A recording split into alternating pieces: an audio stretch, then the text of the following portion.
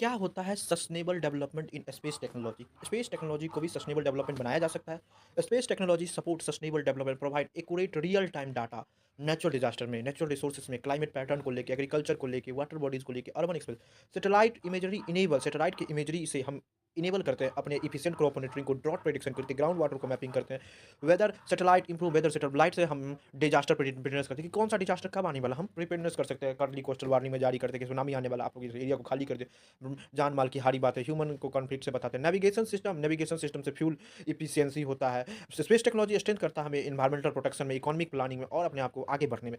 What are the major challenges approach space debris? क्या होता है? Space debris are dung defunct satellite. जो satellite space में खराब हो जाता है वो सैटेलाइट में घूमता रहता है, वही होता है, और वो एक तरीके का डिब्रिस होता है, मलबा पड़ जाता है। रॉकेट फ्रेगमेंट, जो रॉकेट का पार्ट होता है वो भी उड़ता है, एंड इसके क्या होगा, कॉलिजन हो सकता है कहीं जो हेल्दी सैटेलाइट है उससे कॉर्गेट, एक बहुत बड़ा स्पेस डिजास्टर हो सकता है। Even small debris piece can damage operation. छोटा सा पीस भी हमारे नाभिक जैसे सैटेलाइट को, जीपीएस जैसे सैटेलाइट को खत्म कर सकता है। इंक्रीजिंग लॉन्च, जिस तरीके से आज लॉन्च हो रहा है मेगा कॉन्सेंट्रेशन रिज कॉलिजन से रिस्क हुआ। किसलर सिंड्रोम थ्योरी ये कहता है किस तरीके से कैस्काडिंग कॉलिजन से एक सैटर्न ऑर्बिट अनस्टेबल हो सकता है। एड्रेसिंग दिस डेब्रिस, इस प्रकार की डेब्रिस से रिक्वायर है कि स्पेशल सैटेलाइट डिस्पोजल हो, डी ऑर्बिटिंग करे मैकेनिज्म को रियूजेबल लॉन्च वेहिकल के साथ। हम अपने जो स्पेस डेब्रिस है उसको किस तरीके से सस्टेनेबल मैनेज करें, उसको स्पेस से निकाल के एक स्पेस को साइबर वारफेयर की तरह यूज किया जाए।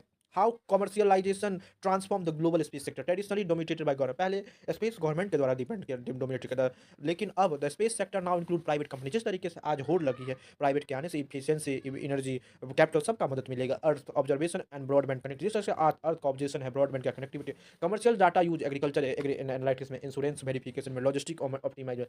द एंट्री ऑफ स्टार्टअप, इस प्रकार के स्टार्टअप रिड्यूस करेगा कॉस्ट, लॉन्च को प्रमोट करेगा, इमोशन का पब्लिक प्राइवेट पार्टनरशिप के साथ हम और भी आगे काम कर पाएंगे। क्या होता है reusable launch vehicle aim to drastically reduce cost of.